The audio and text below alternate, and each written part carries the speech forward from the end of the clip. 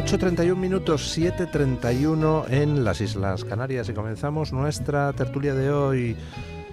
Doña María Jamardo, ¿qué tal está usted? Muy buenos días, por decir algo. Bueno, doña María Jamardo, como ya saben ustedes, lleva en el debate toda la información de tribunales y de cosas relacionadas con la justicia y sabe mucho del tema, bastante más que yo, así que me ha sacado de mi error. Yo decía que Sánchez no tiene posibilidad parlamentaria de aprobar la regularización de 500.000 inmigrantes, pero claro, es que no lo va a pasar por el Parlamento. Ha recurrido a una figura, la del Real Decreto, que directamente no va al Parlamento, se aprueba porque sí, con lo cual va a regularizar a 500.000 inmigrantes ilegales de una tacada, con todo el papo. Así es, o sea, en un pacto con Podemos, un pacto infame, en el que a mí me sorprende más que la cantidad, que es muy significativa, el que el mecanismo utilizado permita dentro de 3 meses, de 5, de 4 semanas, de un año, volver a reeditarlo, y en este caso han sido 500.000, pero podían haber sido 900.000, 1 millón, 5 millones, bueno, lo que le dé la gana al gobierno, porque esto es un trágala con todas las letras, ¿no? Hasta ahora siempre se había recurrido efectivamente a una convalidación parlamentaria para validar esas regularizaciones masivas, pero en este caso efectivamente el gobierno ha utilizado ese decretazo como vía para, bueno, pues lentejas. Con lo cual, para los españoles. La única manera de paralizarlo sería que alguien recurriera a los tribunales y el tribunal paralizara con cuestión prejudicial el tema. Sí, porque efectivamente las consecuencias jurídicas o la traducción jurídica de esta regularización no es un tema menor. O sea, es decir, la vinculación de esa regularización masiva otorgaba al gobierno la posibilidad de adjudicarse, digamos, para simplificarlo, un título de competencias en el que desarrollaba su potestad reglamentaria para justificar la necesidad de, como había un bloqueo en el Congreso de los Diputados a esa iniciativa, que parte además de un movimiento, de una iniciativa popular, que el gobierno lo haga a espaldas del Parlamento, pero yo entiendo que no puede hacerlo a espaldas del Poder Judicial. Es decir, que en este caso, efectivamente, aunque solo sea porque es la primera vez en la historia de nuestro país, de nuestra democracia, que se va a actuar de esta manera, cabe un recurso ante la Sala Contenciosa, la Sala Tercera de lo Contencioso Administrativo del Tribunal Supremo, una vez se publique ese Real Decreto en el Boletín Oficial del Estado. Creo que cabría recurso inmediato y que debería plantearse desde luego este recurso. Teniendo en cuenta que el Consejo Europeo en 2008 recomendó evitar regularizaciones generalizadas y optar por regularizaciones caso por caso, y que el Pacto de Migración y Asilo de 2024, en lo que se ha centrado es en prevenir entradas irregulares y agilizar expulsiones, ¿cómo va a tomarse Europa el que de repente Sánchez regularice a 500.000 inmigrantes? Porque Schengen implica que esos 500.000 automáticamente se pueden mover de forma perfectamente legal por cualquier país europeo. Bueno, la traducción es primero eso, una consecuencia directa sobre la posibilidad de que en el momento de adquirir la condición de inmigrante legal regularizado por el Gobierno de España, efectivamente lo es dentro del espacio europeo. La segunda consecuencia directa es que esta gente, a partir de ahora, si comete un delito grave en nuestro país, que es, insisto, país europeo, no puede ser devuelta, repatriada a sus países de origen de manera inmediata, como sí sucedería en el caso de que fueran inmigrantes irregulares, ilegales. Y la tercera, que sería el derecho a la reagrupación familiar, que una vez que tú estás regularizado en España y que eres, por lo tanto, o estás en una situación legal, ya no estás en un limbo normativo y ya te permitiría solicitar, por ejemplo, la llegada de nuevos miembros de tu familia apelando a esa unidad. O sea que los 500.000 se van a transformar en 2 millones. Bueno, podría ser así. Si cada uno de ellos reclama a su mujer, a sus hijos o personas directamente vinculadas por consanguineidad los próximos meses, entiendo que sí. Entonces, no es un tema menor, porque es verdad que hay un precedente, creo recordar, si no me falla la memoria, de 2005, en el que Zapatero ya aprobó una regularización de este tipo, pero en aquel caso, a diferencia de este, en lugar de vincular la regularización al requisito de permanencia durante un tiempo determinado, en este caso 5 meses, en nuestro país, durante un tiempo concreto que se ha fijado el gobierno, ese como podría haber fijado otro cualquiera, Zapatero en su momento lo hizo vinculado, insisto, a esa prerrogativa de competencia del gobierno para responder a una demanda del mercado laboral en la que era el empresario, en aquel momento en el que, facilitando un contrato de trabajo o confirmando que se iba a contratar a ese trabajador, que iba a prestar un servicio laboral en nuestro país, pues se permitía esa solicitud y el gobierno, digamos, que la aprobaba y la regularizaba inmediatamente con esa solicitud previa del empresario. Pero en este caso no se está exigiendo ni siquiera que estén en situación activa, ni siquiera que estén... Simplemente con que estén... Exacto. Por ejemplo, pueden estar viviendo de ayudas sociales, ¿no? Que entonces ya serían más accesibles, porque efectivamente ahora sabemos que los servicios sociales en muchos casos están prestando asistencia a las personas en situación irregular por esa precisamente situación de irregularidad en la que necesitan una serie de ayudas o se justifican una serie de ayudas, pero ahora sí les daría derecho a la solicitud de todas las ayudas a las que son o de las que son beneficiarios o posibles beneficiarios los ciudadanos españoles o los residentes legalmente en España. Con lo cual, 500.000 personas más que van a estar consumiendo servicios sanitarios, consumiendo servicios educativos, consumiendo ayudas sociales, sin que tengamos ninguna constancia de que hayan aportado un solo euro al sistema. Exactamente. Muy bien, está bien.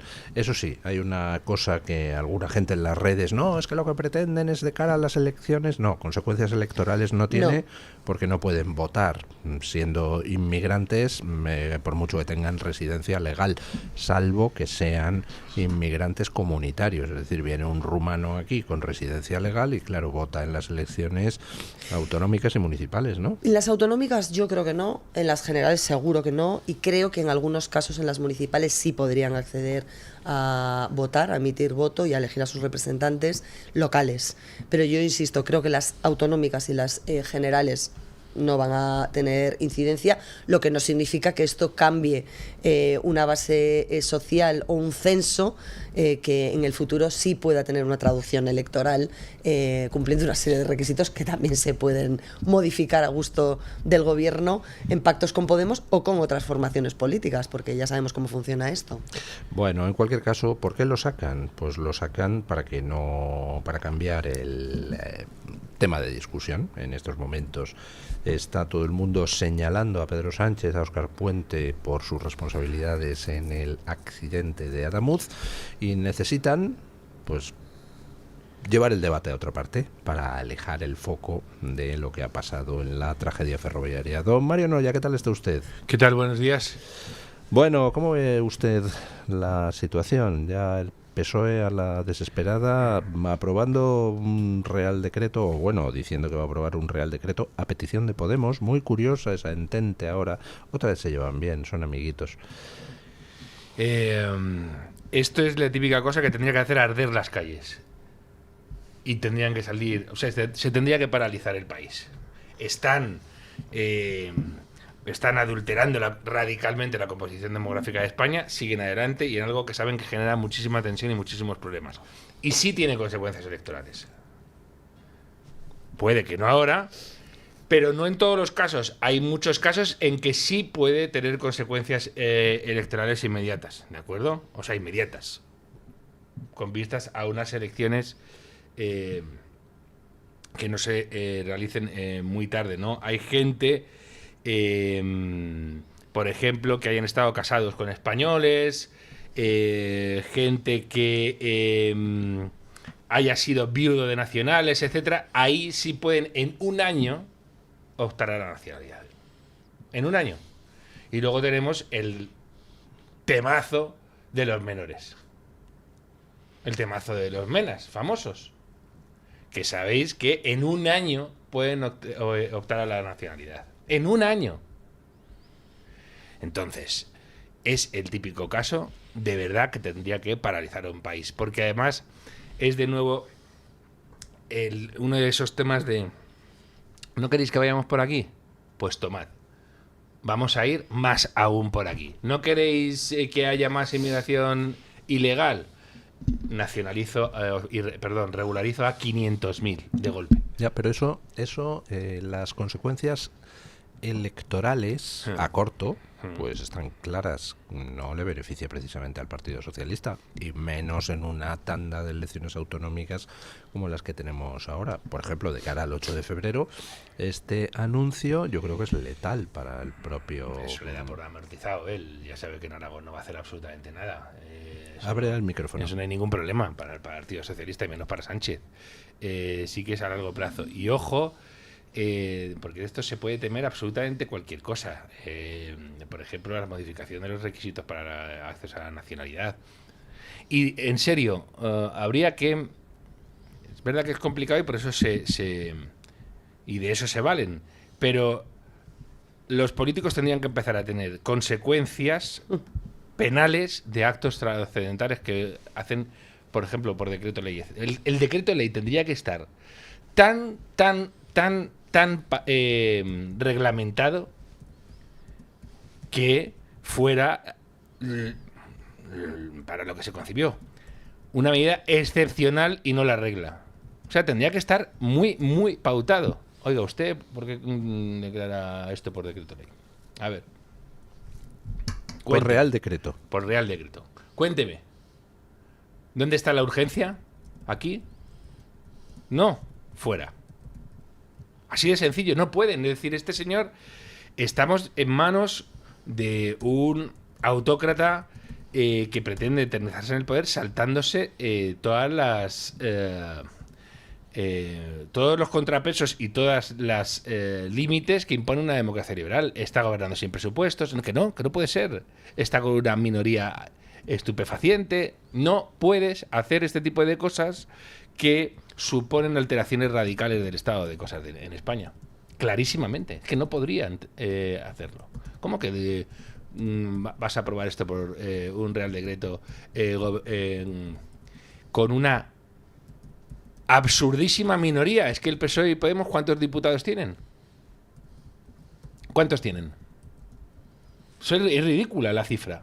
No puedes, así de sencillo. Tienen 4 diputados, ¿no? O 5. 4 monos. Claro, no. Y, de nuevo, vamos a ver las consecuencias a largo plazo. En España hay un temazo que nadie quiere tocar, que ya no es solo la concesión de estatus de regularizar la situación de gente que está en situación ilegal. Es que en España el paso de la regularización a la nacionalización es muy fácil de dar. Y no puede ser. Y hay que empezar a revisar nacionalizaciones. Revisar. No puede ser que países con los que no se tiene convenio de doble nacionalidad, empezando por Marruecos, sean los que copan las nacionalizaciones. Es que no puede ser. Tú tienes que empezar a llamar a la gente a las oficinas. A ver, usted, Mohamed, venga usted para acá. ¿Usted es marroquí? Sí. ¿Y español? Sí. ¿Sabe usted que no se puede? Vamos a revisar. ¿Usted ha renunciado a la nacionalidad marroquí? No, fuera. Es que es así. Se tiene que hacer así. Y con las repúblicas repúblicas hermanas hispanoamericanas hay que hacer esto otro también. Oye, ¿va en serio que hay un negocio de la concesión de nacionalidades y tal? Se está pagando dinero que no tienen. Tú oyes a los cubanos hablar lo rutinarizado que está esto y de la salvajada de dinero que no tienen, que pagan, que tú no te puedes hacer el orejas ahí y decir, no sé de qué me están hablando. Sí. Oiga, usted está viendo aquí un mercado negro de la concesión de nacionalidad, se va a acabar. Se acabó. Y yo entiendo por dónde va Luis, de sí, somos todos hermanos. Ya, pero somos hermanos mayores, creo que cada uno tiene su casa. Entonces, hasta que no volvamos a la casa común, como este tipo de cosas alteran radicalmente la composición electoral de un país, vamos a echar el freno. Porque además luego todos se basan en estas políticas del uy, no hay remedio. Se nos han metido ya 7 millones de extranjeros en... Pues sí, es verdad, qué faena, pues ya no, ¿qué vamos a hacer? ¿Cómo que qué vamos a hacer? Te lo digo yo ahora mismo, lo que vamos a hacer. ¿Cómo han entrado? Pues van a salir exactamente igual. Bueno, ¿estamos de acuerdo en que saca esto de la regularización de 500.000 inmigrantes para cambiar el tema? Sí, el foco. Pues vamos al foco importante, el accidente de Adamuz. No, así es. Hay una estrategia que yo creo que este gobierno, que sabe que está en vía muerta, utilizando el argot ferroviario, ya que vamos a enlazar con Adamuz, que está generando una base, un caldo de cultivo que, en caso de no ganar las elecciones generales, que se convocarán más pronto o más tarde, pero que están ahí ya, que ya este año tenemos que saber y hablar a lo largo del año de elecciones generales, porque en 2027 llegan sí o sí, se pongan como se pongan, que es que está creando un conflicto de base, un caldo de cultivo para que haya efectivamente una serie de problemas desde el punto de vista social, desde el punto de vista de la inseguridad, de la vivienda, de la llegada de inmigrantes ilegales, a los que además, como bien apuntaba Mario, se provoca un efecto llamada. Porque si tú sabes que tu amigo, tu primo, tu vecino del pueblo de donde sea, Nigeria, Senegal, Bolivia, Colombia, donde sea, ha llegado aquí y por estar 5 meses ha obtenido la prebenda, el beneficio, el privilegio de haber sido regularizado sin más, es decir, por la mera estancia en el país, sin acreditar nada más que esa estancia durante ese tiempo, efectivamente vas a tratar de llegar o vas a intentar replicar ese modelo. Y esto conforma un punto de partida para lo que ha de venir cuando ellos no estén en el gobierno, que es el estallido social, es la inseguridad ciudadana, es el malestar, o sea, canalizar de nuevo que el día 2, cuando llegue otro gobierno, conformado como sea, llegarán las colas del hambre, llegarán las crisis sanitarias, llegarán los problemas de inmigración ilegal, de inseguridad en la puerta del... Es decir, se está generando ese caldo de cultivo. A mí no me parece menor, más allá de desviar el foco ahora en el asunto del accidente ferroviario y de las múltiples réplicas, porque ese ha sido el seísmo, pero hay muchas réplicas en estos últimos días. El asunto de Rodalies en Cataluña, que yo creo que ahí hay que abrir un paréntesis específico para ver cómo Esquerra ha movido totalmente su posición inicial sobre el análisis del accidente de Adamuz y cómo lo está manejando ahora desde el punto de vista político en lo que a ellos se refiere en Cataluña, es decir, vuelve a haber ciudadanos de segunda y de primera en España. Además de las incidencias que hemos conocido en los últimos días de otras retenciones, choques, incidencias y demás en otras líneas de ferrocarril en nuestro país. Y la pregunta, para mí la pregunta clave, más allá del análisis concreto de lo sucedido en Adamuz, de las causas y de los porqués, que ya vamos despejando cada vez más incógnitas, es cuántas soldaduras más o infraestructuras más en esa tesitura de fusión de dos vías de distinta dureza, de distinta antigüedad, hay en nuestra red ferroviaria. A mí me gustaría que alguien me lo contestase.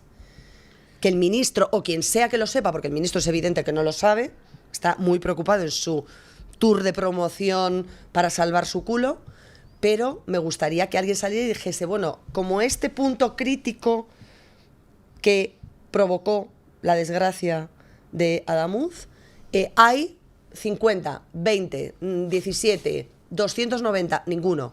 Pero quiero saberlo. ¿Y qué se está haciendo? ¿Se ha tomado algún tipo de precaución?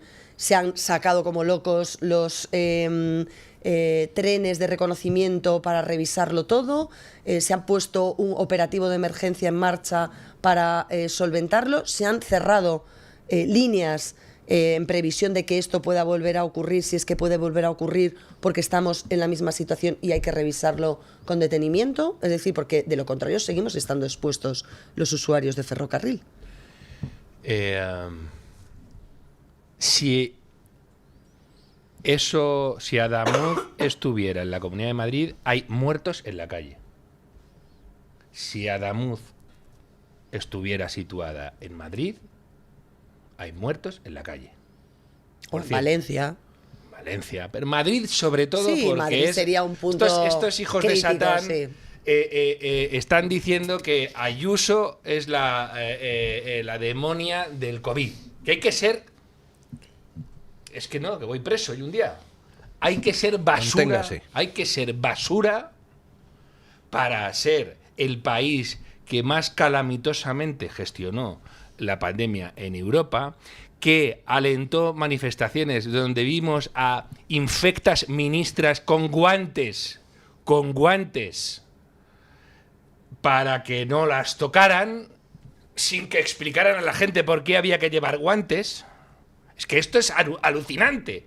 Es que vimos gente que sabía que había una emergencia sanitaria y que se pusieron delante de una manifestación con guantes cuando la gente no llevaba guantes. No, y que sabían que había esa emergencia y que mantuvieron una manifestación Exacto. del 8M Eso es. para no reconocer que había esa emergencia y para aparentar normalidad, porque era más importante la ideología Exacto. que el dato. Exacto. Y Científico. y como Eso es una evidencia. unas iban con guantes, otras fueron sin guantes y dijeron, sí, yo creo que es esta vez por la pandemia, tía. Dijo la revolucionaria, la marquesa. Tía, fue por la pandemia, tía. Por cierto, que además cayó ella enseguida. Porque creo que Irene Montero fue de las primeras personalidades públicas en tener coronavirus. Bueno, pues estos han conseguido que Ayuso sea el nombre asociado a esto. Llega a pasar en Madrid. Y os digo que hay... Bueno, pero no ha pasado en Madrid. Claro, ¿qué sucede? Y de hecho, el problema que tiene el Partido Socialista es que no tiene a quién culpar. Exacto. Con lo cual. Bueno, cuidado, porque estos Pero son lo los están genios intentando, del mal lo están intentando. Y están intentando abrazar al PP como abrazan ellos, al abrazo del oso. Que habéis visto que empezaron ya a circular. Uy, sí, el responsable de dar aquí... Pidieron una citación de un consejero de la Junta de Andalucía para ver cómo No, se y estaban sugirieron que si las emergencias no llegaron, Eso es. ¿qué tal?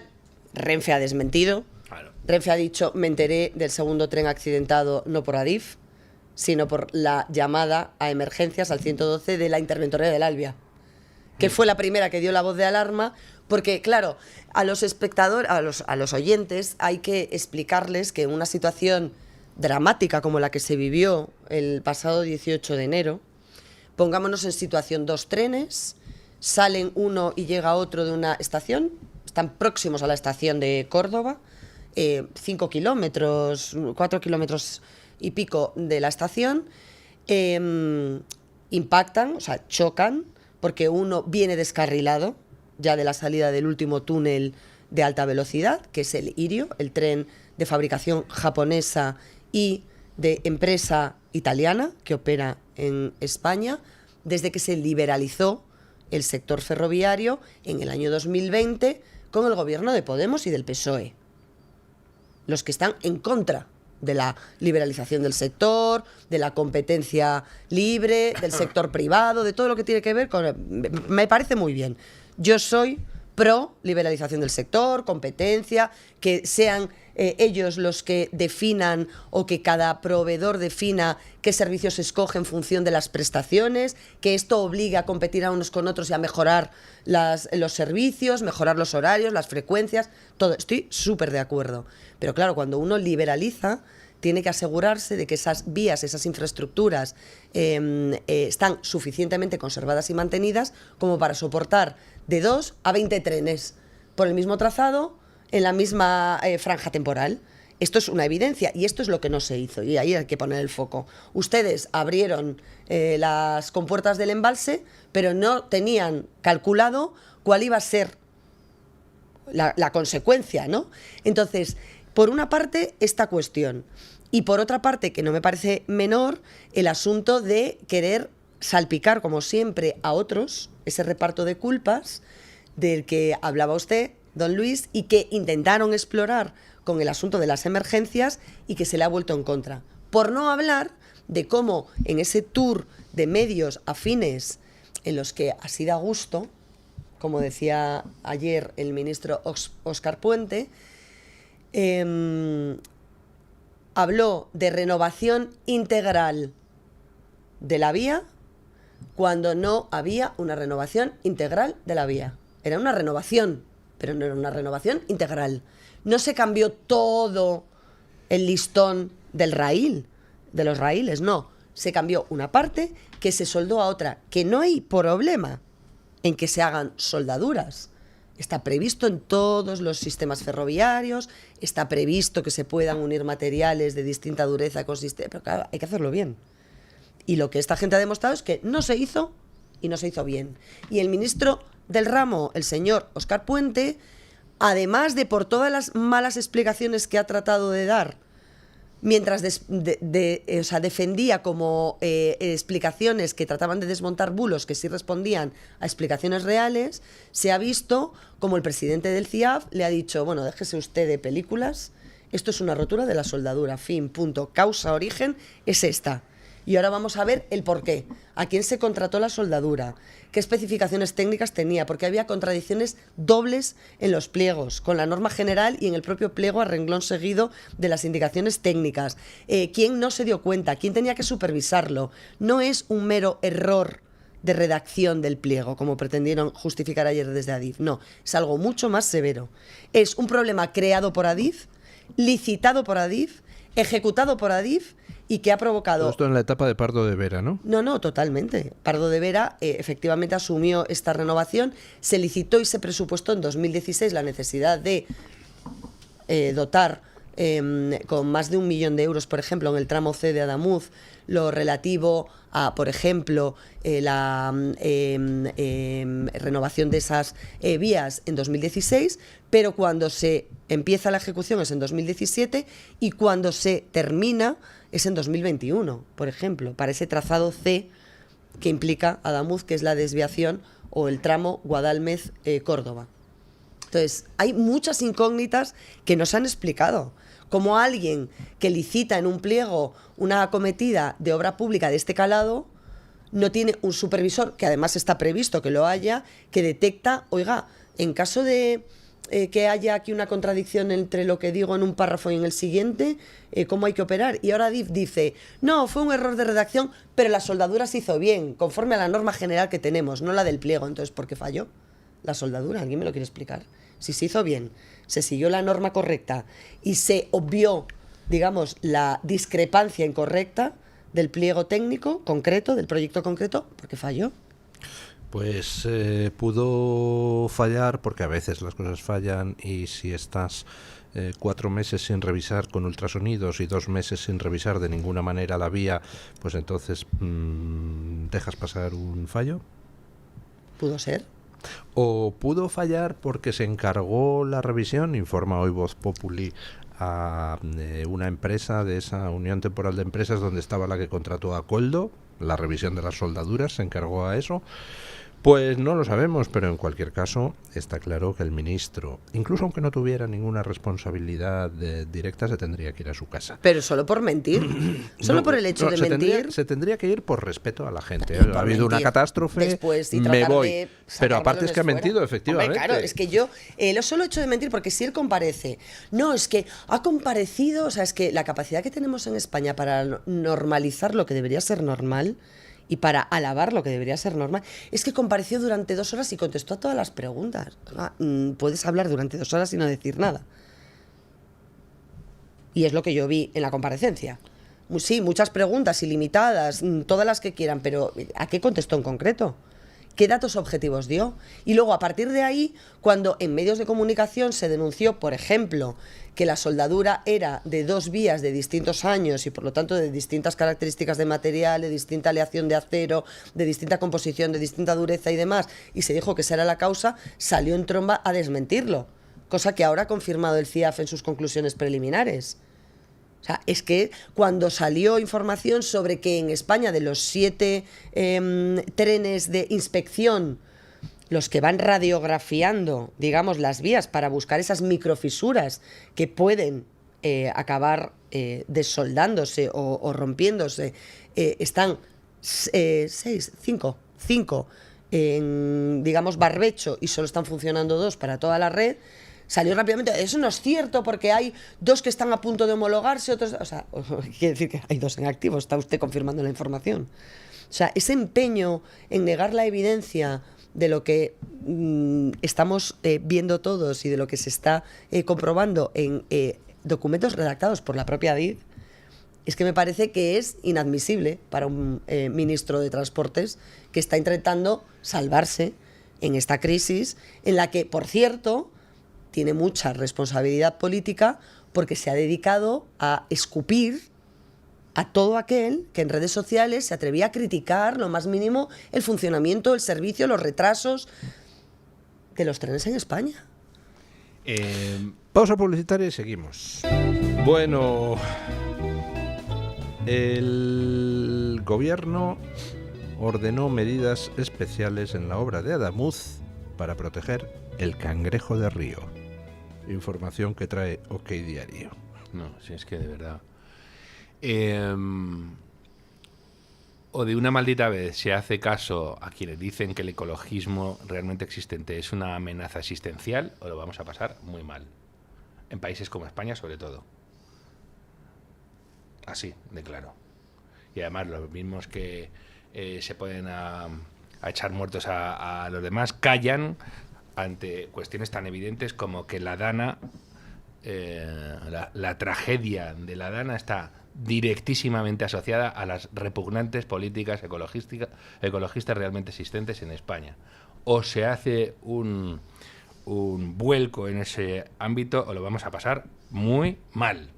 Porque además se ha demostrado que esta gente es impermeable a los argumentos y que en lo que le molesta a la gente o su actitud ante lo que más rechazo provoca a la gente es multiplicar la apuesta, ¿de acuerdo? Además, fijaos, bueno, en fin, por situaciones menos trágicas, pero no menos indignantes, que estamos asumiendo que no podemos movernos en el coche, que tú no puedes ir al pueblo de tu madre, a la ciudad de tu madre, porque ha habido un señor que ha dicho que los coches no entran, que es la puta Edad Media, esto ya otra vez, que van a poner portazgos. Bien, y no pasa nada, si el problema es que de verdad tienen que empezar a sentir miedo, a decir que no puedo salir a la calle, que me van a decir cosas y no precisamente lo bien que le queda el blanco a María Jamardo.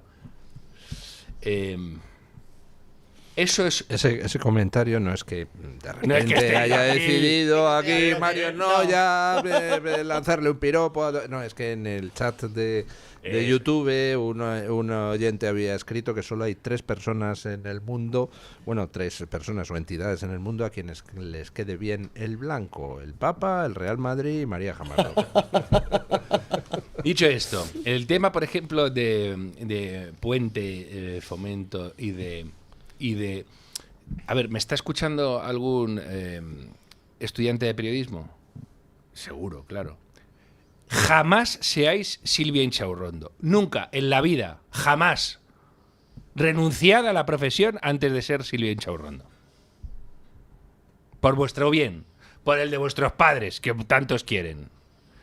No seáis Silvia Inchaurrondo. Dicho esto, ¿por qué hay que multiplicar la crítica? Lo ha dicho antes María. Es que este se ha chuleado. Es que lleva años chuleándose. Le lleva leyendo la cartilla a las liberalizadoras. Por cierto, los que viven de carroñear a la gente. Que los actores privados, fueron los que ese día se hicieron cargo de los suyos. Y los sinvergüenzas son los que dijeron, qué bien se ha portado el pueblo de Adamuz, que ha hecho lo que yo no he hecho. Porque hubo una compañía que se dedicó a evacuar a su gente. Y otra compañía que dijo, ahí os pudráis. No vais a saber cuál es la que pagáis. Sin usar el servicio, ¿eh? Bien, este tipo es el que, efectivamente, se crecía y le daban premios. La Asociación de Periodistas Parlamentarios, los influencers. Oh, fijaos, así es como hay que tratar a la derecha. Como Óscar Puente. Bueno, pues venga, Óscar Puente, ven aquí. A ver, ¿por qué presumías de que íbamos a batir a la alta velocidad japonesa? ¿Por qué presumías hace un mes? Y ahora nos encontramos con esto. ¿Por qué les estaba leyendo todo el rato la cartilla a... Es que se le olvida a la gente. Y es normal que se le olvide porque hay 850.000 noticias al día. Pero...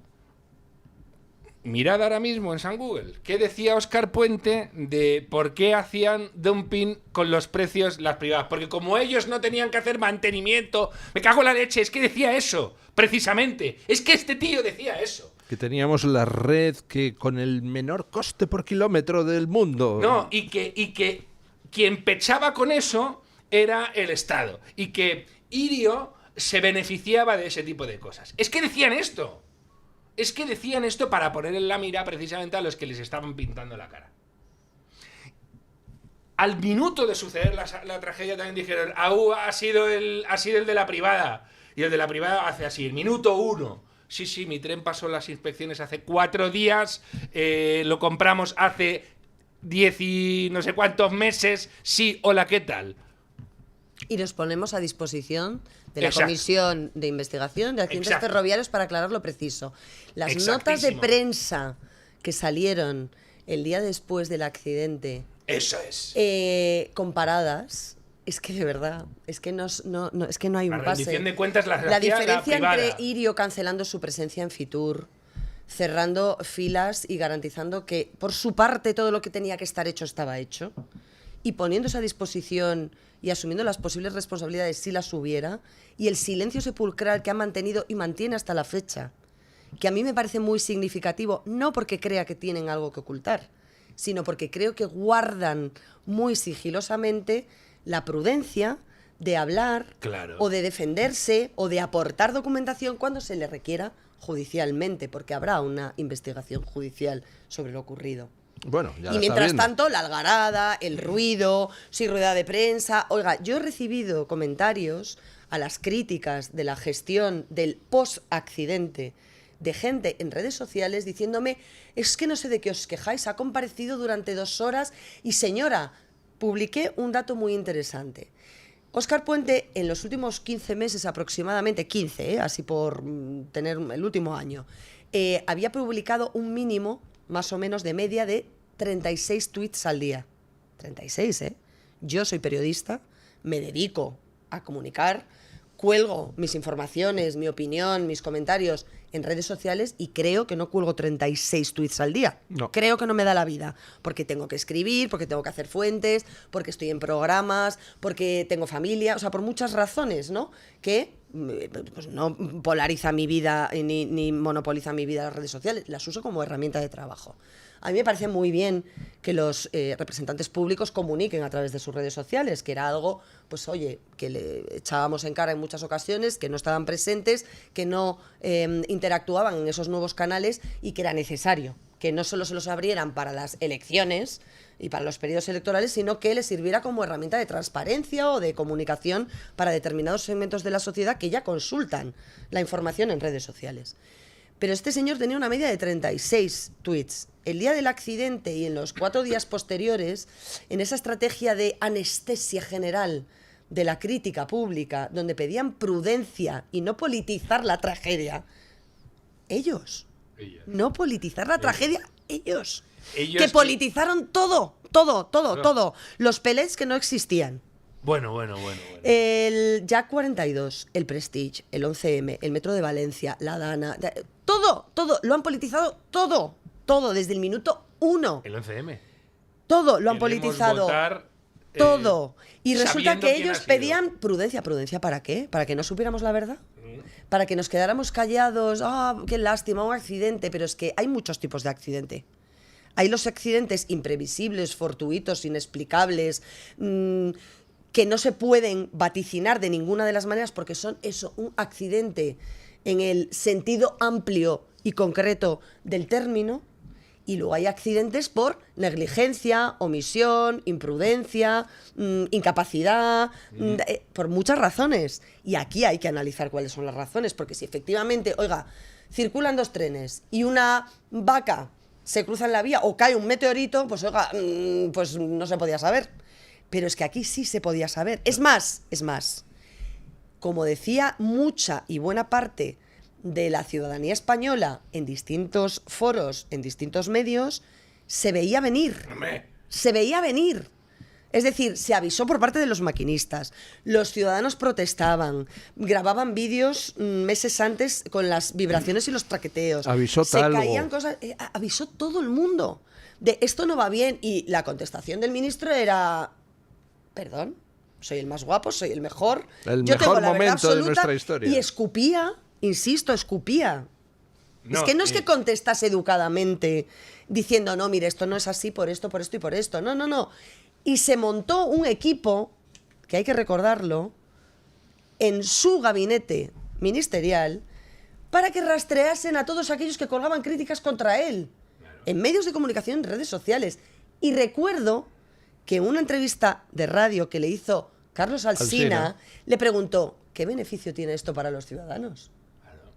Porque Eso usted es, es ministro para trabajar por y para los ciudadanos, no para su interés personal, Mira. su imagen personal y que nadie le critique. ¿Pero de qué estamos hablando? Mirad, tuit fijado en la cuenta de Mario Noya. No había tragedia más previsible en un país que lleva años con noticias y más noticias sobre el deplorable funcionamiento de la red ferroviaria. Publicado el 19 de enero, San Mario. Y ahí remito a noticias de los últimos tiempos. 5 de agosto de 2024. Caos en Chamartín tras interrumpirse 2 horas los trenes de alta velocidad. Los viajeros desesperados, y se ve a viajeros rompiendo en un túnel las ventanas porque se están asfixiando. En agosto, en Madrid. En agosto, en Madrid. Sin luz y sin aire. Por cierto, España está en alerta antiterrorista.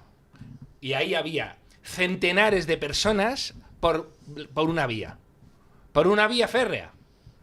Que no está precisamente apartada.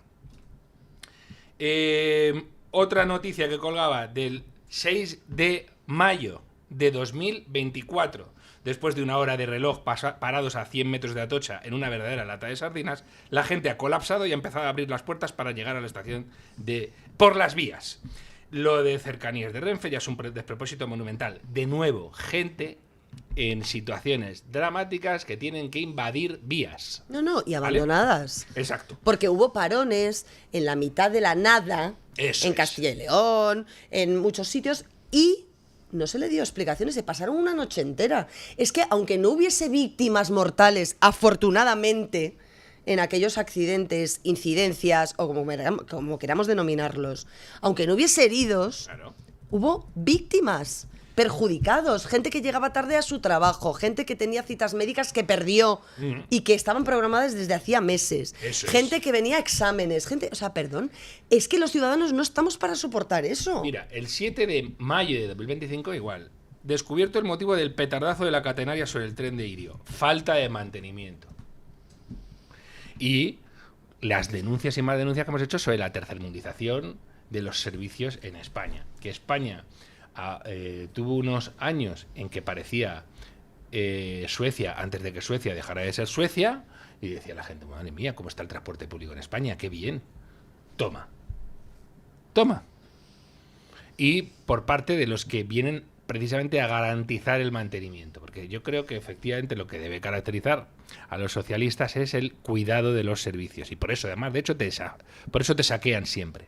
Nosotros es que cuidamos, por eso os cobramos tantos impuestos, porque veis que bien va el metro, veis que va bien el tren, veis cómo están los hospitales, y el problema les viene cuando no pueden garantizar ese tipo de cosas. No te quiero ni contar si encima luego estás con regularizaciones de 500.000 inmigrantes ilegales. Es que todo es demencial con esta gente. Todo es demencial y además es un cesto de cereza. Por cierto, de nuevo, hay tragedias que deben ser politizadas. No que pueden, deben. De nuevo, si tú llevas años diciendo, oiga, eso va a generar una tragedia, que es lo que hacen los maquinistas, lo que han hecho los medios con él, y luego genera una tragedia, evidentísimamente tienes que politizar.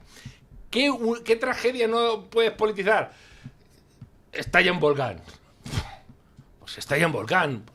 Hombre, y podrías politizarla si la respuesta de los servicios correspondientes no es la de... No, bueno, puedes politizar... Momento, claro, en el momento en el que estalla la lava y se pone en marcha el volcán, evidentemente no es culpa de nadie. Ahora bien, si se puede politizar, recordar que en La Palma hay gente que sigue viviendo en contenedores provisionales. Exacto. Eso sí hay que politizarlo. Exacto. Porque tantos años después del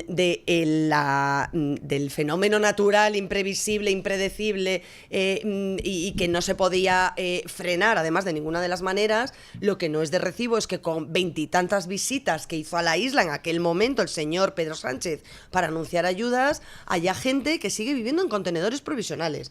Eso es politizar. Claro. Y hay que politizar, y yo estoy muy de acuerdo, Claro. y lo escribía el sábado pasado, en un artículo de opinión en el que decía, claro que hay que politizar a la MUD. Hay que politizarla y mucho, todo el rato. Porque si esto sirve como excusa y parapeto para que aquellos que tienen responsabilidades directas o presuntamente las tienen salgan airosos, impunes e indemnes de esto una vez más, a mí no me da la gana. Y sobre todo... No me da la gana porque el ministro, al principio de todo, dijo, es un accidente muy extraño, en una recta la vía integralmente cambiada. No estaba cambiada íntegramente. Negó la mayor. Dijo después, cuando le hicieron una entrevista este fin de semana pasado en El País, diciendo que porque habían tardado tanto las emergencias, que como resulta que en España, digitalizado todo, que nos localizan a todos a través de nuestros teléfonos móviles, que nos tienen situados con nuestros coches, con las famosas balicitas, que ya veremos por dónde sale y quién se lo lleva crudito y calentito, nos tienen geolocalizados también. ¿Cómo es posible que un tren desaparezca y que no sepas durante una hora dónde está? No. Sí, sé que está, pero no sé en qué punto. Oiga, ¿cómo puede ser que tenga que salir un pasajero de ese tren, nuevamente andando sobre las vías, responsabilizarse él y llegar al punto donde están los servicios de emergencia atendiendo a los accidentados de Lirio y decirle a un guardia civil, oiga, ¿y de lo nuestro qué? Que estamos a 250 metros, 300, 1 kilómetro, me da igual.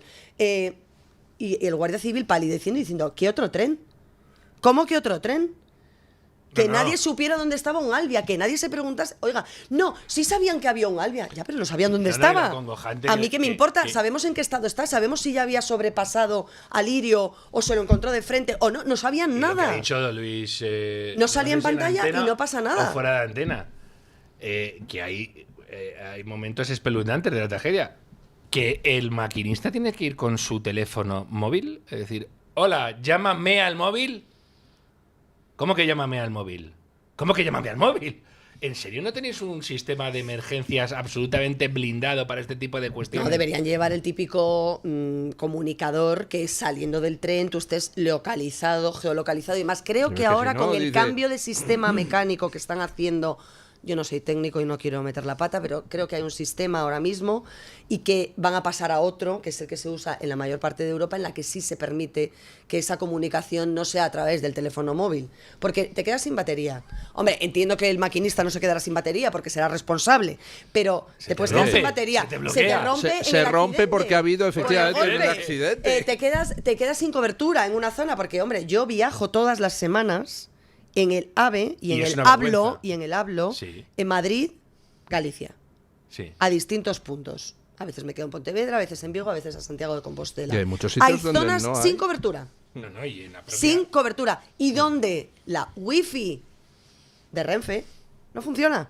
Porque yo intento ir trabajando la mayoría de las veces, porque es un trayecto de 3 horas y me viene muy bien para, concentrarme, hacer mis cosas. El detalle de apunta mi número de teléfono.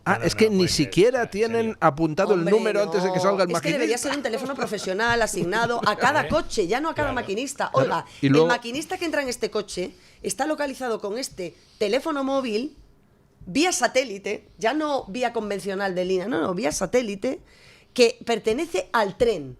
no al maquinista. No, y que- Entonces, que entra el maquinista A, usa ese teléfono. El B, da igual quién esté. No importa quién esté de turno ese día. Lo que importa es que sabemos que el tren 20597 tiene un teléfono que es este, al que podemos localizar al maquinista que esté. O a la interventora si al maquinista le ha pasado algo. O a alguien. Entonces, eso ya es aparte. Pero yo quería volver a poner el foco sobre el asunto que decía Mario, de que esta gente sienta miedo. Y yo creo que hay un punto de inflexión muy importante, creo que es muy relevante y que hay que repetirlo y que hay que ponerlo en valor, por el que creo que esta gente sí ha sentido miedo y que es muy sintomático, que es el hecho de que cancelasen el homenaje de Estado laico, esa butade que se inventaron y que pretendían replicar después del éxito del Greatest Hits de la Dana de Valencia, en el que la gente de Huelva ha dicho, ni hablar. Ni hablar. Y como yo tengo muchos amigos en Huelva, muy buenos amigos, como he veraneado en Punta Umbría, como he estado en El Rompido, y hay mucha gente que ha perdido familia, amigos, vecinos, hijos de... Alguien conoce, porque es un pueblo pequeño, es una ciudad pequeña, y se conocen entre ellos, me parece que hay que reconocer que han tenido una dignidad para decir, no nos da la gana de ir a esto que nos habéis impuesto, y nosotros vamos a ir a lo que tenemos que ir, que es el funeral religioso. Porque Huelva, como España, es católica. Y ustedes están para arroparme y acompañarme en la despedida de mis muertos como Dios manda. No como ustedes me imponen. ¿Qué es eso del funeral de Estado laico? No, y aparte de ahí se mezcla una segunda cosa. Por un lado, eso de pretender decirle a las víctimas cómo te vamos a hacer el homenaje. Vete a la mierda, con todos los respetos. Yo decidiré cómo homenajeo a mis muertos. Pero segundo, y lo están diciendo muchas víctimas, es que no queremos compartir acto con quienes nos les han asesinado. Porque las víctimas están diciendo que el gobierno ha asesinado a sus familiares. Pero eso, ¿cuándo se había producido antes? Nunca. Jamás. Hasta ahora siempre se había tragado con eso.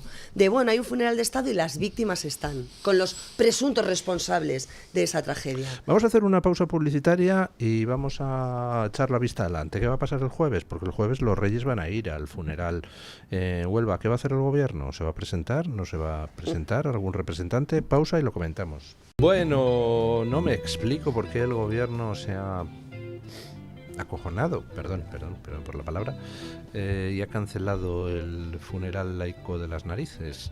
No me lo explico. Total, solo porque empezaron a llamar a las víctimas y les empezaron a insultar por teléfono a los del gobierno, a decir yo con asesinos no voy a ninguna parte, habéis matado a mi familia. Al final, pues fue tal la reacción de cabreo de la gente que efectivamente el gobierno se ha acojonado y ha echado marcha atrás.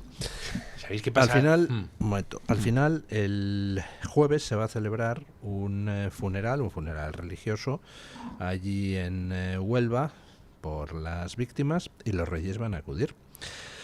¿Qué va a pasar? Porque el gobierno se le plantea un problema. Si manda algún representante, pues va provocando. Si no lo manda, pues qué falta de empatía con las víctimas, ¿no?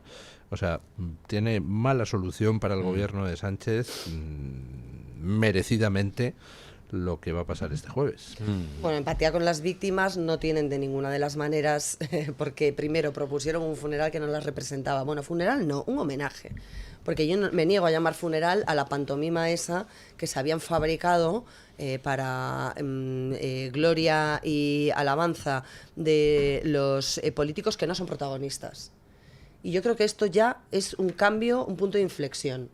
Leía ayer, creo recordar, un tuit de Óscar Puente diciendo que habían sido días muy duros y que agradecía las muestras de apoyo y de ánimo. Mire, sí, que no son voy a las decir 5 lo que pienso, y que porque son las como 5 y dice no ha Mario, comido, ¿no? me voy presa. Claro. Pero, señor Óscar Puente, es que me importa una higa lo mal que lo haya pasado usted. Los que gestionamos este tipo de tragedias, oiga, usted no ha gestionado nada. Porque si hubiera estado en la gestión de lo que tenía que estar, en vez de tuiteando y escupiendo a los ciudadanos y a los periodistas que informábamos, a lo mejor otro gallo nos hubiera cantado. Me decían, no, es que no ha tuiteado estos días, en los que, insisto, hubo un silencio casi de 4 días en los que colgó 2 tweets frente a los 36 diarios, que la gente decía, no, es que está trabajando. 4 días. Mire, no me fastidie. Palmerillo. Entonces, yo creo que en este caso el gobierno se ha dado cuenta, porque entiendo que tendrá gente que estará viendo el sentimiento en redes sociales y cómo respiran las víctimas y sus familias, y habrá dicho, que nos encontramos con un paiporta, que igual tenemos que salir corriendo, y que ya han dicho claramente que no queremos políticos que vengan a poner cara de compungidos, que no nos sirve de nada, que me da igual que el ministro de Transportes haya pasado unos malos días. Es que es su obligación pasar muy malos días, y más que los debía haber pasado antes, trabajando para que esto no ocurriera. Y la persona que ha perdido un familiar y no va a volver a ver nunca, la persona que ha perdido a toda su familia y se ha quedado con 6 años huérfana, por la presunta incompetencia de esta gente, es la que tiene que estar en el centro. No usted si lo ha pasado mal o si necesita ánimos. A usted no tiene que animarle nadie. Usted tiene que hacer su trabajo, que para eso está en ese puesto y para eso se le paga. Mirad, hay una cuestión con esto de los funerales, etcétera, y es...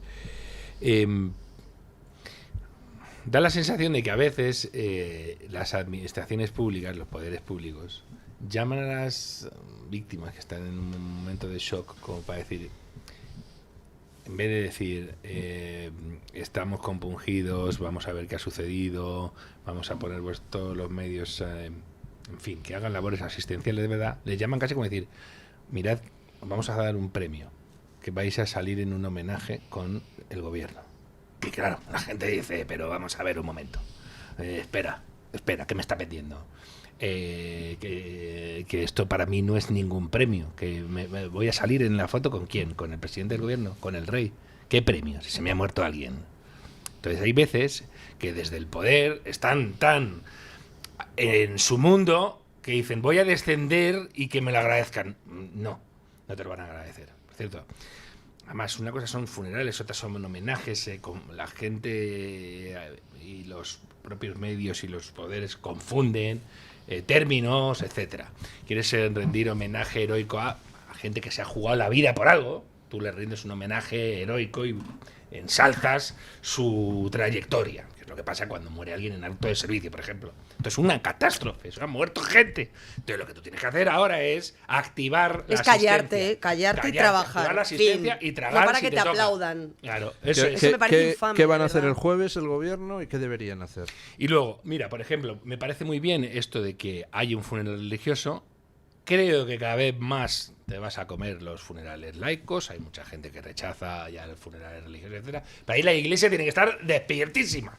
Siempre que haya un funeral laico, que anuncie un funeral sin etiquetas. Que es funerales religiosos a los que estamos acostumbrados. Y además con la solemnidad que merecen este tipo de situaciones. 1. 2. El gobierno debería ir y aguantar. Y además es que aquí también tiene que ver la actitud con la que vayas a los sitios. Y por cierto, sí, yo estoy de acuerdo, o sea, ¿te van a insultar? Sí, por supuesto. Les van a llamar asesinos, con toda seguridad. Pues a aguantar, y a morderse los puños si te fastidia, pero tiene que estar ahí. Claro. Ahora, eso sí, yo recomendaría a la Casa Real que, si es posible, lleguen por separado, los reyes y el gobierno. Es decir, que no utilice el gobierno a la Casa Real de parapeto para tratar de evitar que les insulten. Que vayan por separado y veamos cómo recibe la gente a unos y a otros. Y de nuevo, yo creo que lo dijimos hace poco. A ver, la jefatura del Estado, y más si es una monarquía, está precisamente para encarnar la tradición y para ser el poder que está fuera de las luchas por el poder.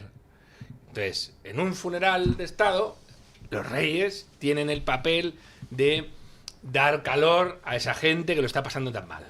Es la nación que se encarna en ellos y dice, chicos, aquí estamos, y tienes que generar el afecto. Los gobernantes están para otra cosa. Los gobernantes están para gestionar las necesidades que tengan ellos. Por eso dijo muy bien una de las víctimas, que no venga nadie aquí a hacerse la foto porque luego nos van a dejar tirados. Que es que además es lo que va a pasar.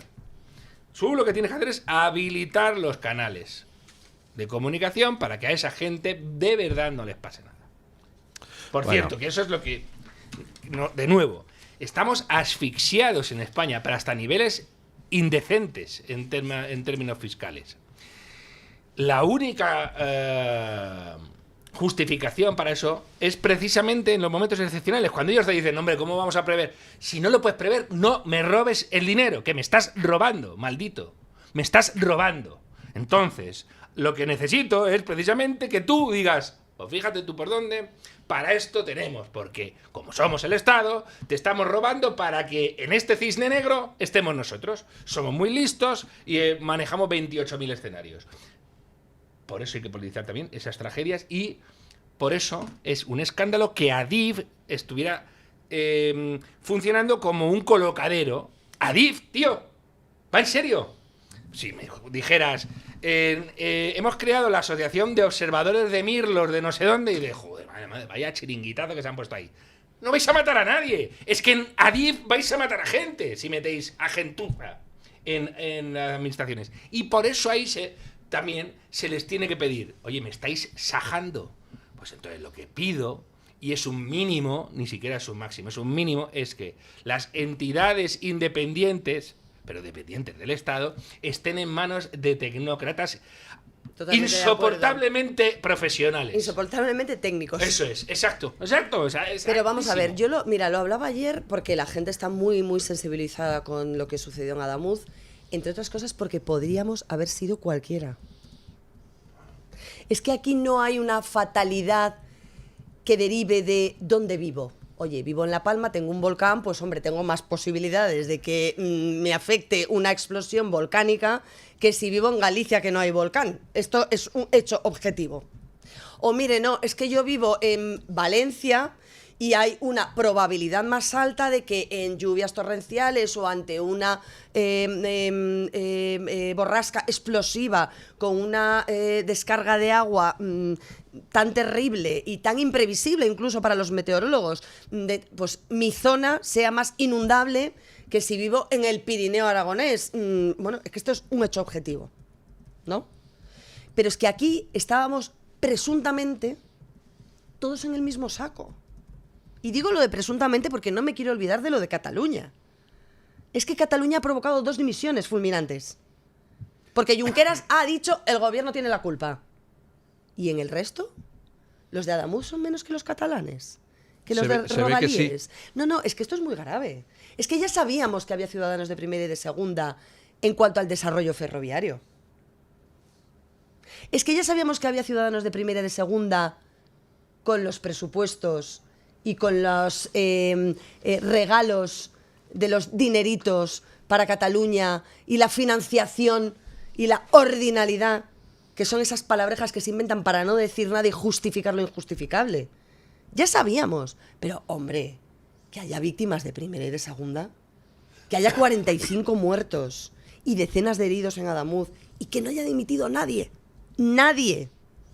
y que con un maquinista muerto, un chico joven en Rodalíes y con todas las incidencias posteriores haya 2 dimisiones, 2, porque son los señores de Esquerra los que le dicen al gobierno, tú tienes la culpa. Por cierto, Junqueras y el señor Gabriel Rufián, bienvenidos al facherío. A los 2, que nos llamaron fachas a todos los que exigíamos responsabilidades el día después del accidente. Entonces, aquí hay víctimas de primera y de segunda. Es que es alucinante. Entonces, yo, que la gente, insisto, está muy sensibilizada porque podíamos haber sido cualquiera de los que todos los días o todas las semanas utilizamos líneas de tren, incluidas las de alta velocidad, a distintos destinos, la gente se pregunta qué hicieron ellos o qué preparación tenían para haberlo anticipado, para haberlo resuelto, para haberlo previsto y para haberlo gestionado. Porque lo siento mucho, cuando a uno le duele la rodilla o se tiene que operar de cataratas, no llama al fontanero, que seguro que es un profesional estupendo en lo suyo, pero no es experto en operar cataratas. No entiendo por qué tenemos que tener a políticos que no tienen formación Porque no hablemos del señor Ábalos, que está en prisión por presuntamente gestar una organización criminal para llevárselo calentito con las mascarillas, con las obras públicas, mordidas y demás, que también tiene responsabilidad en esto porque durante su etapa se produjeron muchas de las licitaciones y de las infraejecuciones de los tramos que tenían que renovarse. Y resulta que tenemos un señor que no tiene ni la ESO, cuya vida personal es discutible, al menos desde un punto de vista moral, de ejemplaridad. Tenemos gestionando una línea de alta velocidad en España, que no tiene ni idea. O sea, la misma que cualquiera de los que estamos aquí. Pues que a mí no se me ocurriría aceptar el puesto de presidenta de Adif o de director de Renfe si no tengo ni idea. Es que no se me ocurriría, porque me sentiría ¿qué estoy haciendo aquí? Pero que a esta gente le da igual. Que le da igual, lo siento, no, hay que abrir ese melón. Y a partir de ahora me parece muy bien, tú puedes elegir a tus representantes públicos con todo tipo de perfiles, de formación, de sensibilidades, me parece muy bien, eso es la democracia. Pero, oiga, para gestionar lo importante, tienen que estar los que saben. Y si la ministra de Sanidad tiene que ser médico, que lo sea. Y si el responsable de transportes tiene que ser ingeniero en obra civil, magna cum laude y con la mayor experiencia en la gestión de ese tipo de estructuras, que lo sea, y que se les pague lo que haga falta. Y ya está. Y que no roben. De verdad. Que no roben. Porque luego llega gente que no tiene cualificación, se ve en puestos que le están grandes y encima se dedica a robar. Y a mí es que eso me parece insoportable. Insoportable, porque tiene consecuencias. Y porque este gobierno está entregado o ha estado entregado a la ideología antes que a la gestión. Cercanías Cataluña. Otro caso sangrante. Es que además Cataluña, la Cataluña oficial convirtió eso en un grito de guerra contra España. Cercanías Cataluña. ¿Vale? Y ahora pasa una catástrofe y tampoco se puede politizar. Es que es brutal. Y sobre todo la elaboración de discurso que hay detrás de todo esto, ¿no? Y viendo cómo los mismos que incendiaron países o incendiaron el país en otras circunstancias, ahora acá ya no empiezan a hablar de Franco, o empiezan a lo peor de todo ya, ¿no? Que es el colmo de los colmos.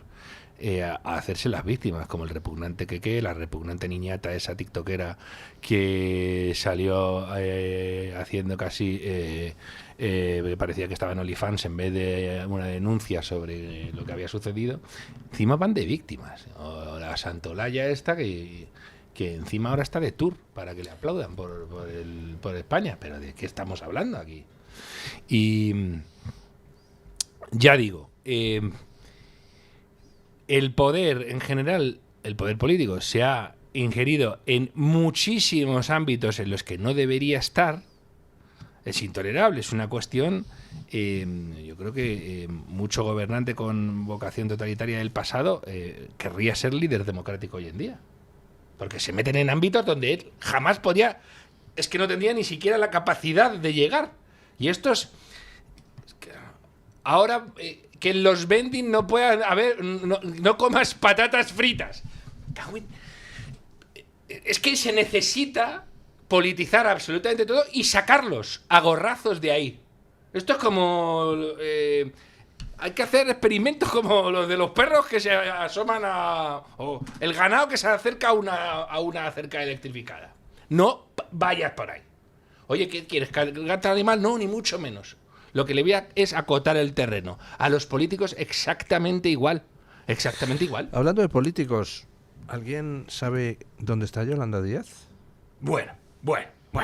Sigue sin poner un tuit sobre la tragedia de Adamuz, sin decir nada sobre la muerte de 2 maquinistas en accidentes ferroviarios, sin decir nada sobre las condiciones en las que han obligado a trabajadores de las compañías relacionadas con el sector ferroviario, las condiciones lamentables de falta de seguridad en las que les han obligado a trabajar.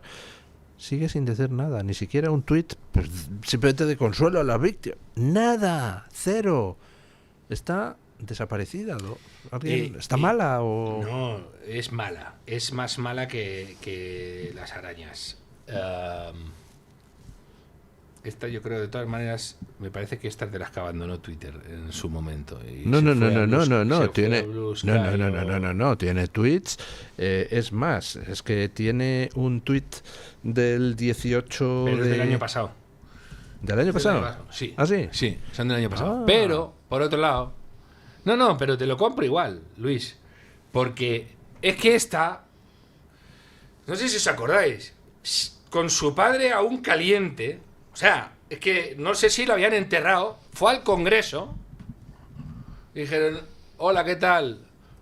Mi padre vino a luchar contra el... Y se saltó un discurso ahí contra el PP y contra... ¿Qué decías? ¿A qué viene esto? Y empezó a decir, porque mi padre dio la vida, tu padre de... ¿Pero por qué hacéis esto? O sea, ¿por qué decís que tu padre dio la vida? ¿Por qué? ¿Qué cosas? No os digáis... ¿No veis que hace muy poquito de eso? Y que tenemos hemerotecas y sabemos dónde estuvo cada cual. Pero bueno, en fin. Papá, el de la lucha obrera, era la que le incitaba a ella a plantar cara al fascismo.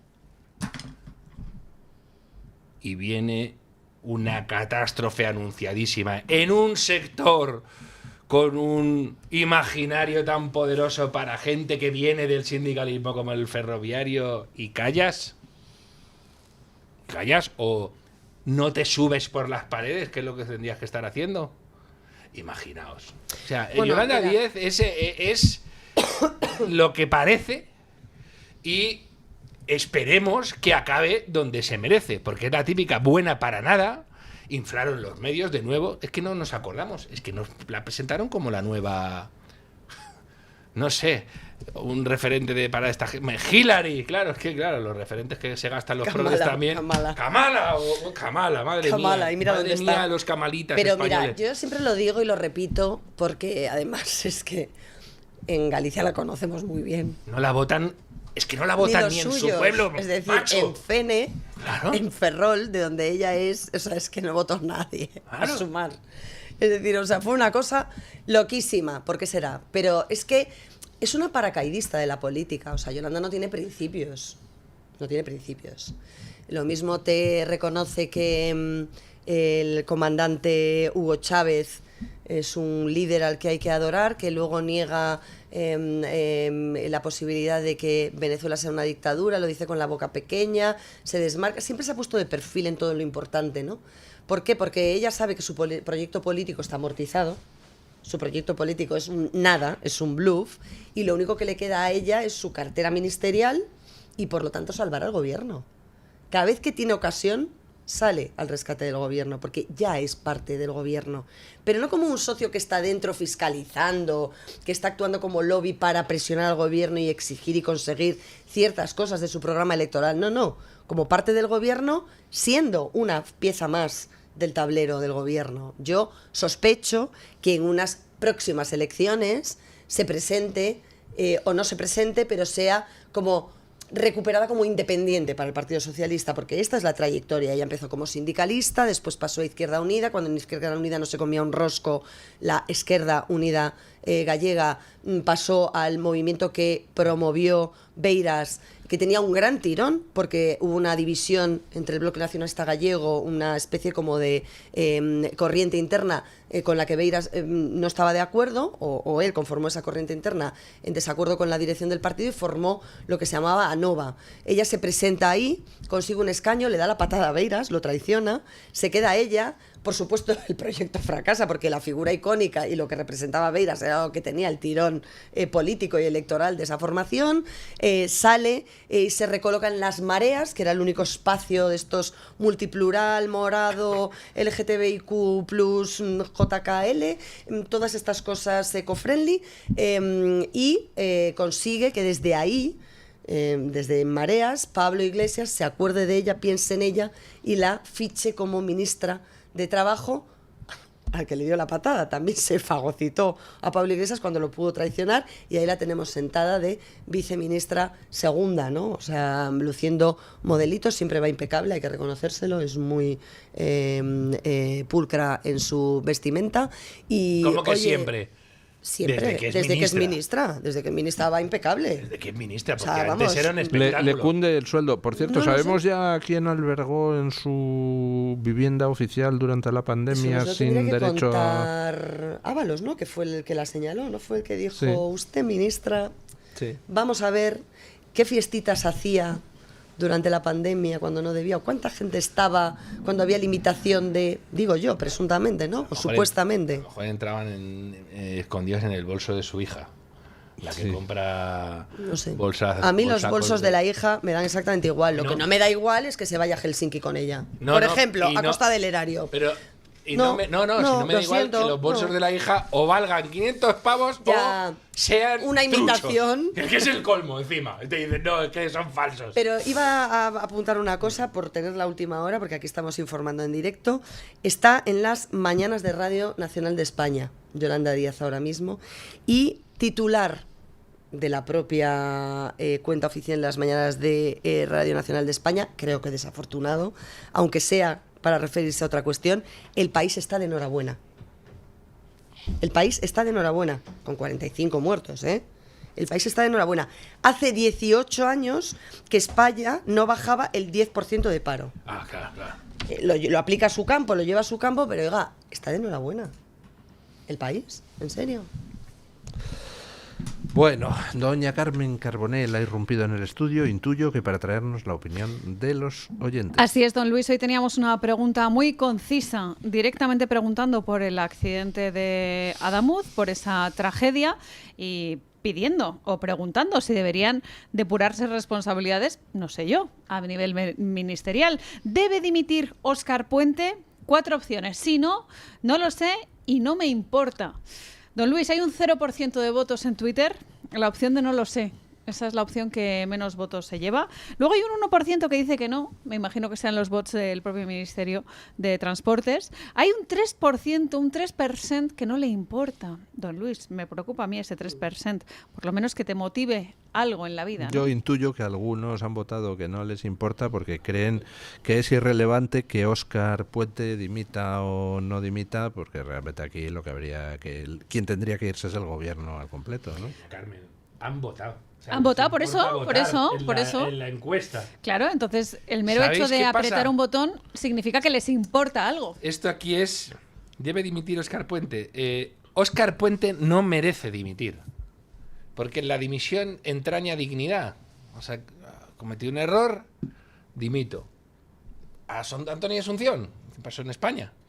Este no es digno de la dimisión. A este lo que merece es la destitución. Ser degradado Pero con es que deshonor. el de arriba es peor. O sea, el drama que tenemos en España es que encima, efectivamente, no podamos decir Óscar Puente dimisión. Ojalá, pero no, es que no merece la dimisión. Bueno, ¿y cuánta gente ha dicho que sí debería dimitir? 96%, don Luis. 96% de los Esto es encuestados. a lo búlgaro. Sí, totalmente.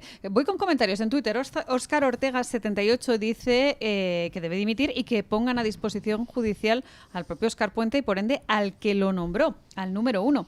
El mismo que nombró a Ábalos, a Koldo, a Cerdán, etcétera, etcétera. Mariloli Méndez dice que no solo dimitir, debe ser juzgado. Tomasa dice que dimita o sea cesado Puente, que le parece poco, frente a la mega corrupción que practica el gobierno. En la misma línea explican en las publicaciones de YouTube que piden que no se queden en el Ministerio de Transportes. Dice Joana Luz 1365 que debe dimitir el gobierno entero.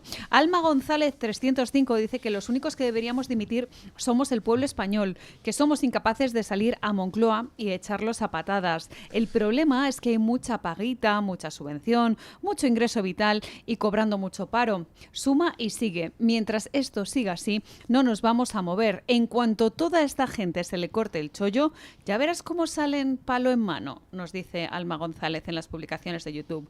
Y también hay mucha indignación en el chat de YouTube. Chindasvinta Fachez Pila Changa, me encantan estos alias. La buena de Chindasvinta dice que por favor que intervengan los... ¿Cómo que alias? Habrá que mirar en el registro civil. Bueno, podría ser, podría. No sé por qué, he dudado, pero vamos. Dice que por favor que intervengan los jueces y no dejen a este gobierno que destruya España. Y Pedro Tarumba, que tampoco sé si es un alias, los únicos que pueden forzar a Sánchez a que haya dimisiones son los catalanes, los demás, ajo y agua. A mí me gusta, por cierto, Tomasa, me ha encantado el nombre, escuchar el nombre de Tomasa. Llevaba mucho tiempo sin escuchar esos nombres que se han perdido Mi bisabuela se llamaba Tomasa. y que son muy bonitos. Tomasa, me encanta. Por cierto, España está de enhorabuena. Ayer publicó John González un tuit de estos que te provocan paralización facial. Leo, estaba repasando números del IRPF y es que me flipa que una persona que cobra en 2025 18.000 euros, equivalente a 14.610 de 2018, paga hoy 913 de IRPF. En 2018, para el mismo poder adquisitivo, pagaba 320 euros. Estos son los que venían a subir los impuestos a los ricos, ¿no? Atención, dice, hoy paga 2,85 veces más. Y sigue. Por comparar, una persona que hoy cobra 75.000 euros, equivalente a 60.880 de 2018, ¿estáis viendo la salvajada de empobrecimiento que está registrando España? Apunte. Paga hoy 20.964 euros de IRPF. En 2018, para el mismo poder adquisitivo, pagaba 18.502. Hoy, un 13% más. Es decir, están Sangrando. destrozando a la clase baja, a las clases medias y bajas. Destrozándolas. Es que la clase media ya no existe. Y la clase media ya no O existe. sea, cada vez es más pobre y cada vez es menos media y cada vez hay más distancia entre los ricos, los que más tienen, y los que menos tienen. Bueno, es que el problema... Y hay además, gente eso con es. 2 trabajos en una unidad familiar, es decir, trabajan el marido y la mujer y ya no llega. O sea, quiero decir, son pobres con trabajo. Y esto es que esto es tremendo. Y el o sea, problema de la... pero ojo. Suben las pensiones, Eso es. todas las pensiones, todas. Porque me parece bien, las no contributivas, las de las personas que están en una situación, pero todas las pensiones por igual. Y oye, no se te ocurra criticarlo, porque entonces te dicen, no, es que los abuelos ayudan a sus hijos y a sus nietos. Es que no tienen que ayudarles. Es que sus hijos y sus nietos tendrían que tener la posibilidad de subsistir sin la ayuda que buenamente le prestan sus mayores, porque tendrían que tener el nivel adquisitivo decente para no tener que vivir de las posibilidades de los pensionistas que les ceden o que les dan parte de su pensión o les ayudan de determinada manera para llegar a final de mes. Es que esto es, de verdad, una estafa intergeneracional que nos da para otro programa. Efectivamente, en este ya no podemos.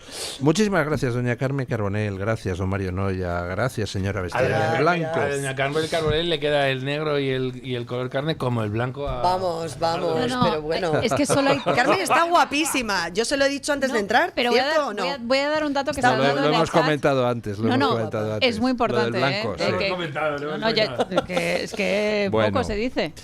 Muchísimas gracias y ponemos punto final a la tertulia con don Paco Linares, que nos habla de esa costumbre de presentar decretos, leyes para las propuestas ómnibus. Buenos días, don Paco.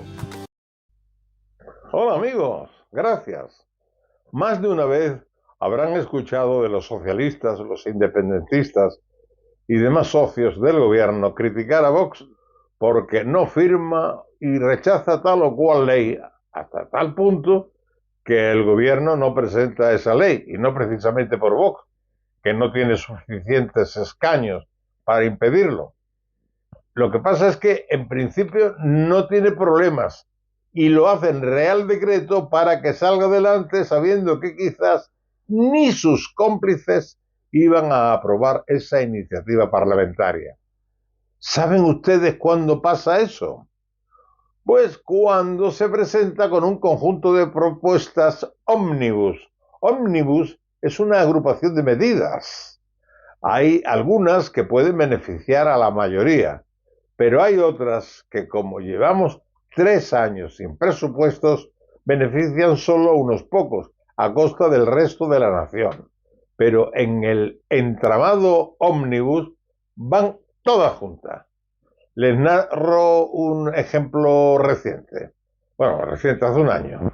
Vox se opuso firmemente al decreto ómnibus del gobierno, votando en contra en enero de 2025 junto al PP y Jun, al considerarlo un ataque a los españoles que favorece la inquiocupación, argumentando que las medidas, incluyendo la revalorización de pensiones y ayudas, perjudican a los ciudadanos y no apoyarán ningún decreto del gobierno.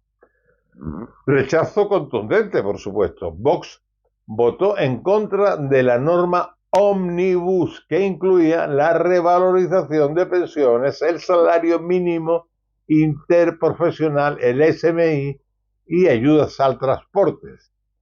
¿Y qué argumentos empleó Vox? Pues la portavoz de este partido, Pepa Millán, denunció que el decreto es fruto de pactos con independentistas y perjudica a los pequeños propietarios al no combatir eficazmente la ocupación.